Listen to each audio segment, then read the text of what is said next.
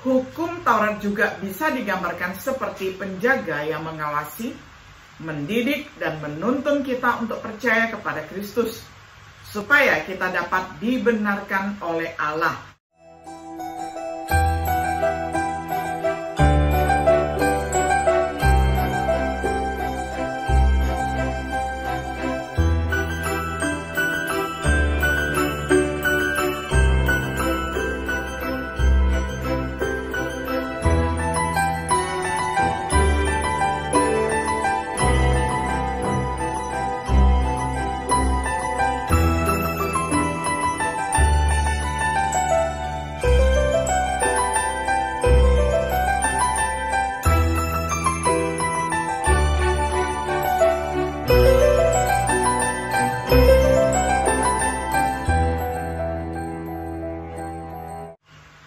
Shalom, sahabat Biblika yang dikasihi oleh Tuhan. Sungguh senang hari ini kita dapat berjumpa kembali di dalam acara Refleksi Sahabat Biblika. Pada hari ini kita tiba pada episode yang ke-11 di dalam serial pembahasan Kitab Galatia dengan tema Ahli Waris yang Sebenarnya. Saya akan bacakan firman Tuhan untuk kita semuanya dari surat Galatia 4 ayat 1 hingga ayat yang ke-7. Saya akan bacakan untuk kita semuanya di dalam terjemahan sederhana Indonesia. Ibaratnya begini, ketika seorang ayah membuat surat wasiat lalu meninggal sebelum anaknya dewasa, maka kedudukan anak itu tidak jauh berbeda dengan kedudukan seorang budak, meskipun secara hukum dia memiliki seluruh warisan ayahnya. Karena selama anak itu belum mencapai umur yang ditentukan ayahnya dalam surat wasiat, dia harus taat kepada para pengawas dan pengurus yang ditugaskan untuk menangani segala keperluannya. Begitu juga dengan kita, selama kita belum dewasa secara rohani, kita perlu hukum Taurat yang berfungsi seperti pengawas. Karena kita masih diperbudak oleh para penguasa gelap yang memerintah di dunia ini. Namun tepat pada waktu yang sudah ditentukan Allah, Dia mengutus anaknya ke dunia ini sesuai dengan rencana Allah. Yesus dilahirkan seperti manusia biasa oleh seorang gadis, dan sejak kelahirannya, dia hidup menuruti seluruh hukum Taurat. Dengan demikian, Yesus dipersiapkan untuk bisa menebus dan membebaskan kita yang dulu hidup seperti budak di bawah pengawasan hukum Taurat. Tujuannya agar secara rohani kita diangkat menjadi anak-anak Allah. Jadi karena kita adalah anak-anaknya, Dia mengutus roh anaknya ke dalam hati kita masing-masing. Itu sebabnya dengan segenap hati kita berseru kepada Allah, "Ya Aba, Bapakku," karena kita berdoa menurut pimpinan Roh Kristus. Hal itu membuktikan bahwa kita bukan lagi seperti budak, tetapi diterima sebagai anak-anak Allah yang sah. Dan sebagai anak-anaknya, kita berhak mewarisi semua berkat yang dijanjikan kepada anak-anaknya karena kita bersatu dengan Kristus. Sampai sedemikian jauh pembacaan firman Tuhan dari Galatia 4 ayat 1 hingga ayatnya yang ke-7. Sahabat Biblika yang dikasihi oleh Tuhan, dalam suratnya kepada jemaat Galatia, Paulus menentang ajaran bahwa orang bukan Yahudi harus disunat dan menaati hukum Musa. Paulus menyajikan serangkaian 5 argumen yang menyatakan bahwa kita dibenarkan oleh iman di dalam Kristus. Sejauh ini kita telah melihat Paulus membuat 3 argumen, yaitu argumen pribadi. Bagaimana mereka menerima Roh Kudus, dari siapa mereka menerima Roh Kudus, argumen Alkitabiah tentang teladan Abraham, kutukan hukum Taurat, prioritas janji di atas hukum Taurat, dan tujuan hukum Taurat. Argumen praktis di dalam Kristus, mereka adalah satu, sebagai anak-anak Allah, keturunan Abraham. Karena itu mereka adalah pewaris janji tentang benih atau keturunan Abraham dari Kristus. Saat kita memulai pasal keempat, Paulus melanjutkan dengan argumen praktisnya. Di bawah hukum Taurat, mereka adalah pewaris nyata. Dalam Kristus Yesus, mereka telah menjadi ahli waris yang sebenarnya. agar kita dapat menghargai berkat-berkat kita di dalam Kristus, terutama yang sungguh-sungguh dari warisan kita. Mari kita periksa penjelasan Paulus tentang bagaimana mereka menjadi ahli waris yang sebenarnya. Yang pertama, di bawah hukum Taurat sebagai pelengkap tujuan. Mereka tidak berbeda dari seorang hamba atau budak. Seorang ahli waris yang masih anak-anak tidak berbeda dengan seorang hamba tentang warisan. Sang tuan namun masih di bawah wali dan pelayan. Mereka berada dalam perhambaan di bawah unsur-unsur dunia. Kata yang diterjemahkan elemen, yakni stoikeon, benar berarti baris atau seri, langkah kecil, pin, atau pasak, sebagai nomen dari dial, dan kemudian apapun dasar sebagai suara, huruf. Kemudian menunjukkan unsur-unsur atau dasar-dasar dari setiap jenis instruksi. Dan dalam perjanjian baru diterapkan pada pelajaran pertama atau prinsip-prinsip agama. Dapat dibaca di dalam Ibrani 5 ayat 12. Di sini angka tersebut tetap mengacu pada bayi. Perhatikan Galatia 4 ayat 1 dan 3. Dan idenya adalah bahwa pelajaran diajarkan di bawah sistem Yahudi yang disesuaikan dengan non-ek mereka, keadaan masa kanak-kanak. Mereka diperlakukan sebagai anak-anak di bawah tutor dan wali. Mereka di bawah hukum Taurat. Mereka dijaga dan diawasi oleh hukum Taurat. Hukum Taurat telah menjadi guru mereka, pendidik ataupun pedagogos. Hukum Taurat juga bisa digambarkan seperti penjaga yang mengawasi, mendidik, dan menuntun kita untuk percaya kepada Kristus, supaya kita dapat dibenarkan oleh Allah. Galatia 3 ayat 24.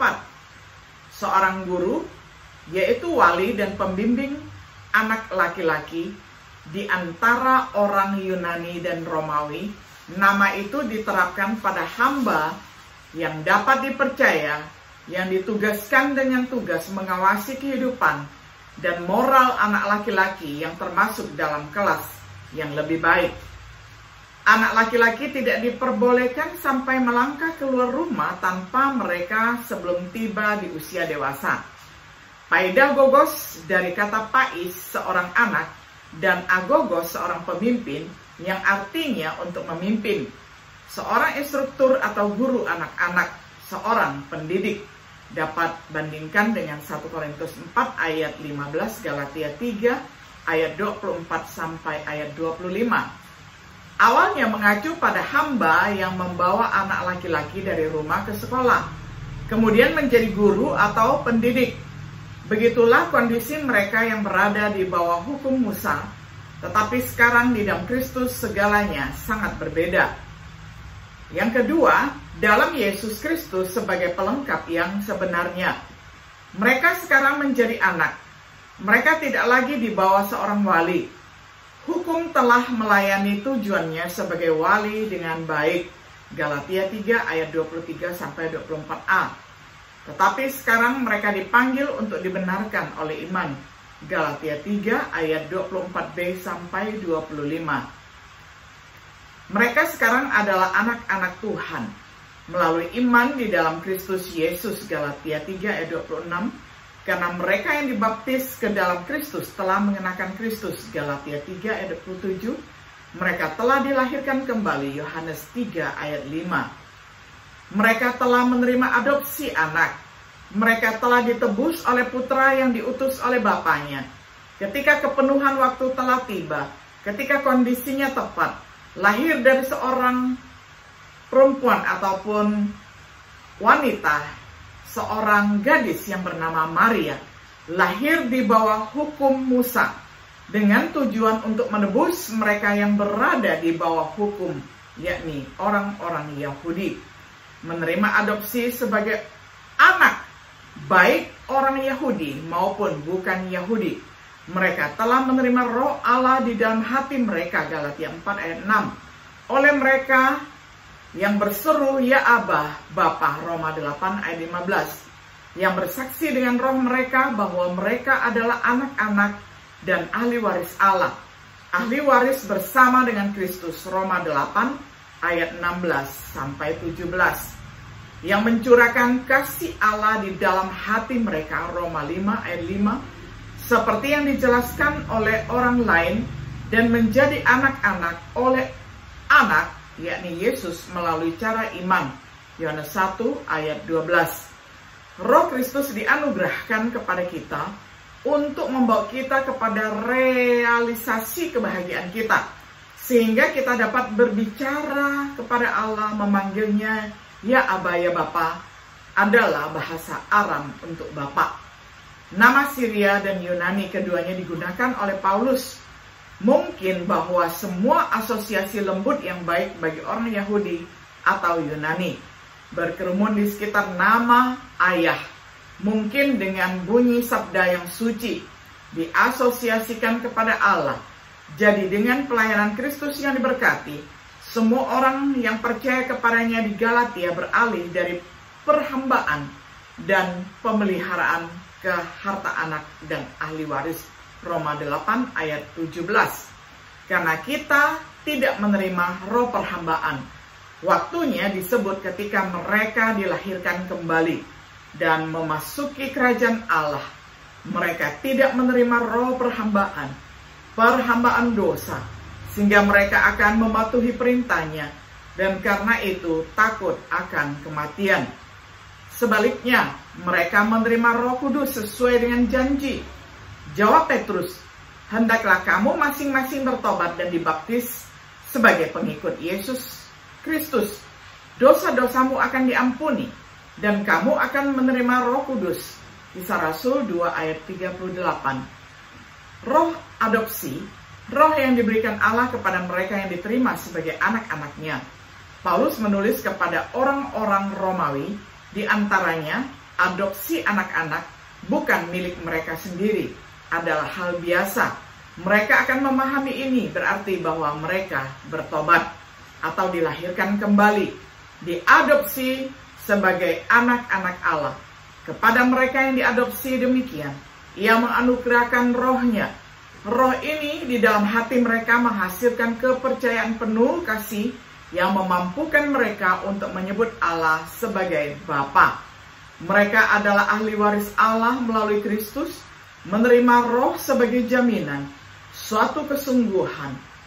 Harga dalam pemberiannya diberikan sebagai jaminan yang selanjutnya akan dibayar seluruhnya. Sebuah janji, sesuatu yang mewakili sebagian dari harga dan dibayar sebelumnya untuk mengkonfirmasi transaksi. Digunakan dalam perjanjian baru hanya dalam arti kiasan dan diucapkan tentang Roh Kudus yang telah Allah berikan kepada orang-orang percaya dalam kehidupan sekarang ini untuk meyakinkan mereka tentang mereka, warisan masa depan dan kekal. Roh Kudus hanyalah buah sulung, Roma 8 ayat 23. Dengan penebusan tubuh kebangkitan yang akan datang, Efesus 4 ayat 30, sampai penebusan kepemilikan yang ditebus, Efesus 1 ayat 14, kapan kita akan menerima warisan tertinggi, yakni Tuhan beserta kita. Dapat dibaca di dalam Ulangan 21 ayat 1 sampai 7. Sebagai kesimpulan, mencari pembenaran dengan perbuatan hukum Taurat berarti kembali menjadi pewaris yang nyata, yakni anak di bawah wali, di mana seseorang masih terikat pada unsur-unsur dasar agama. Dibenarkan oleh iman yang taat di dalam Kristus berarti menjadi ahli waris yang sebenarnya. Menjadi ahli waris yang sebenarnya adalah seseorang telah mulai menerima warisan sebagai anak-anak Tuhan. Buah pertama adalah Roh Allah yang merupakan jaminan dari apa yang akan datang. Apakah kita mendapat manfaat dari berkat Roh dalam hidup kita? Dijanjikan kepada orang-orang yang beriman. Diberikan kepada mereka yang menjadi anak-anak Tuhan. Siapakah yang seharusnya menimbulkan kasih sayang yang kuat kepada Allah sebagai Bapa kita? Dan pengharapan tidak pernah mengecewakan, karena Allah sudah mencurahkan kasih-Nya untuk mengisi hati kita melalui Roh Kudus yang sudah diberikan kepada kita. Roma 5 ayat 5. Paulus akan berbicara lebih banyak tentang roh dalam kehidupan orang Kristen dalam suratnya kepada jemaat Galatia. Galatia 5 ayat 5, kemudian ayat 16 sampai 25, Galatia 5 ayat 8. Untuk saat ini, biarkan Petrus mengingatkan kita bagaimana menerima Roh Kudus. Jawab Petrus, hendaklah kamu masing-masing bertobat dan dibaptis sebagai pengikut Kristus Yesus. Dosa-dosamu akan diampuni dan kamu akan menerima Roh Kudus, karena janji itu berlaku untuk kalian, anak-anak kalian, bahkan bagi orang-orang di tempat yang jauh, yaitu semua yang dipanggil oleh Tuhan Allah kita. Sampai semikian jauh pembacaan firman Tuhan yang terakhir dari Kisah Para Rasul, pasal 2 ayat 38 sampai 39.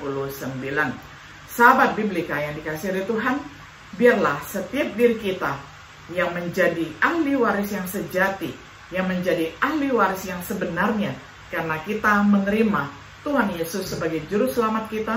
Kita boleh hidup sungguh-sungguh menyenangkan Tuhan selagi masih ada kesempatan bagi kita untuk hidup menikmati Allah di dunia ini dan menikmati hak yang sangat istimewa dapat melayani Allah sebagai rekan-rekan kerjanya. Kiranya Tuhan Yesus memberkati dan menyertai kita senantiasa. Shalom.